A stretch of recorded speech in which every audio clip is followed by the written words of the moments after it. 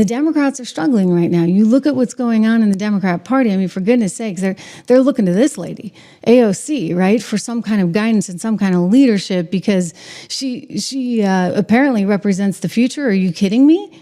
I mean, the approval numbers are devastating for the Democrats, absolutely, positively devastating. And most Americans actually see her, the one who was hit with all these fines because apparently she tried to skip out on her bills there. Nice one, AOC. You know, you got to actually pay for the dress. I realize you're a communist, but you got to actually pay for the thing. So they're looking to her, this little darling, if you would, of the Democrat Party, because they are so up a creek without a paddle. I mean, the Democrats are really, forgive my French, screwed, okay? Because they got no one, they got nothing. And now they're looking to communism.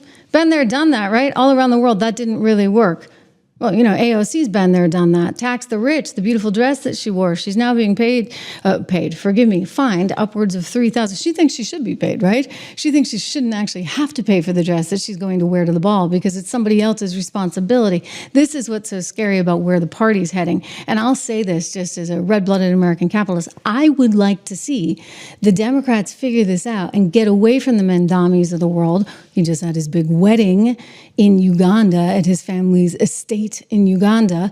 I'd like to get away from these communists, AOC, Bernie Sanders, etc., and focus more on methods that can really help the middle class, which, believe me, is not communism. Certainly not communism. And again, it's been tried. But look at these numbers. This is pretty incredible. If you look at Americans overall, this new poll that just came out from the Wall Street Journal, it shows you over and over and over again, whether it's the economy, inflation, immigration, illegal immigration, tariffs, foreign policy, Ukraine-Russia war, overwhelmingly, the GOP is being preferred, if you would, to the Democrats. And so they don't really know what to do. I mean, they're sort of as I said, up a creek without a paddle, right? They don't know how to negotiate this one because, well, Obama failed them. I'll tell you, Obama, he let Trump in, right? So now they're like, okay, well, maybe we go on Bro podcast. That's one of the ideas from this MSNBC contributor. They need to get out there on Joe Rogan's show a little more. Watch. Molly, James Tallarico, your thoughts? He's amazing, and he's doing a thing which I had been so trying to sort of say how important it was for such a long time, which is he is going to the place where the voters are. Right. The only way to get in front of Joe Rogan's, millions, tens of millions and tens of millions of viewers is to go on his show. And that, I think, is so important. The other thing I would say about Joe Rogan is you'll remember Joe Rogan endorsed Bernie Sanders in 2016. The reason that Trump was able to take this ground, right, the podcaster bro landscape, was because Democrats at least seeded it by not going on in these spaces. And they made decisions about why not to go into these spaces that may have been the right decisions at the time, but now are clearly not how to run for office. You can't get in front of these voters any other way but going on these podcasts. And maybe maybe don't endorse all of their theories and all of their beliefs. You still have to go there because that's where the voters are. And I think Tallarico makes a really great point of doing that. And again, Fox, all of these different spaces, because some of these spaces, viewers will not see a Democrat. And so you have to transmit this information. And when the mainstream media is so small and so splintered, this is the only way to get in front of voters. And so it's by necessity that Democrats have to go in these spaces, and Tallarico did a really great job, and he showed that you can absolutely go in these spaces and you can win these voters over. And we've seen a lot of Democrats go on Rogan and really do well. And it's 2.5 hours. It's hard, but you can definitely do it. Yeah, unless you're Kamala Harris, in which case you definitely can't do it. And it might actually be 3 hours. Okay, so I don't disagree with her. I mean, you can't live in your little MSNBC, CNN bubble where you're just in your happy place all the time. I'll tell you a story, and we're going to get to their workout videos because they're kind of crazy. But I'll tell you a story. I invited Bernie Sanders on my show years ago on Fox. And actually, not only did I invite him, I got my mom involved. Like I had my mom she was at a, for some of you know this, my parents are very liberal. You see what happens. Be careful how biased you are in your politics at the family dinner table, because the kids wind up doing the opposite. Anyway, she was at some dinner in New Hampshire with Bernie Sanders, and she went up to him. She was very nice, and she said, "Hey, my daughter would really love to have you on her show, blah, blah, blah. Oh, I'd love to come on. I'd love to come on." And she's like, "Okay, her name is Trish. She's on Fox." And he's like, "Oh, no, sorry. Never do Fox. I mean, it was just the whole thing, because, they think they don't have to. And so that was wrong of him.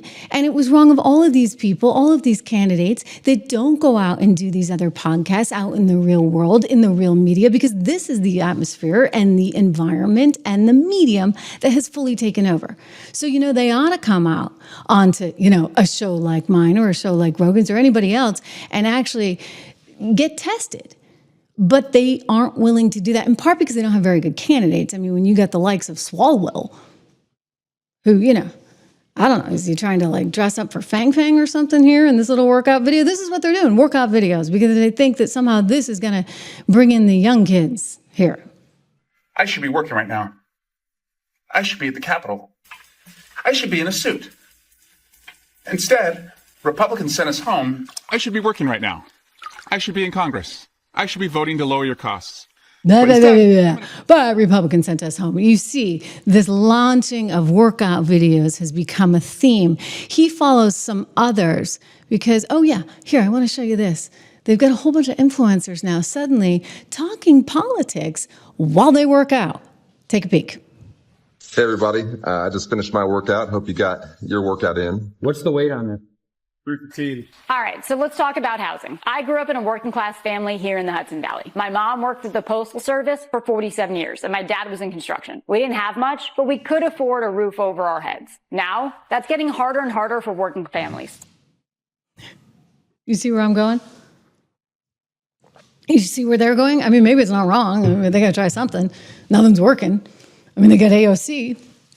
They got a communist in New York. Oh, and another in Minneapolis. I mean, they got lousy numbers. They're going nowhere. But, they had Pelosi and Schumer and Biden for so long running the show, plus Obama. It's like, guys, you know what? You probably do need to actually step aside and create a new environment for new people. But the new people should not be communists. And I say that as an American. I say that as somebody who wants only the very best for our country and our economy. We need people with real ideas.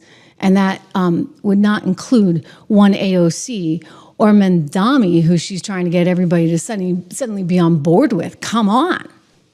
I think a lot of people just need to get to know folks before they issue an endorsement. And I hope that this conversation can be constructive to bringing the party together and rallying behind our nominee. In New York City. Are you kidding? By the way, just a quick word on that. My heart breaks for the people that have lost their lives because of that crazy situation. And I'm very familiar with that area, exactly where it is. I used to catch the train there almost every day. And it's just awful. And it sort of scares everyone, I think, right to their core when they hear stuff like that. But it's all the more reason why you need security and safety and police officers. And you can't defund the police. And you need more of that sort of law and order, basically, everywhere you are in the country, right? Including in New York City. Mandami would not bring that. No. He wants to basically tear everything apart. And this lady who stiffs the designer on the dress, I mean, they were hounding her.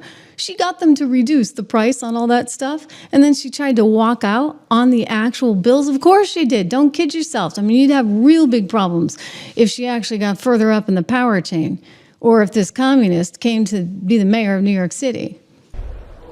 We have a choice to listen to that message that people are sending us or not. This isn't just about Mr. Mamdani as an individual. This is about the message that the people of New York City are trying to send to our party.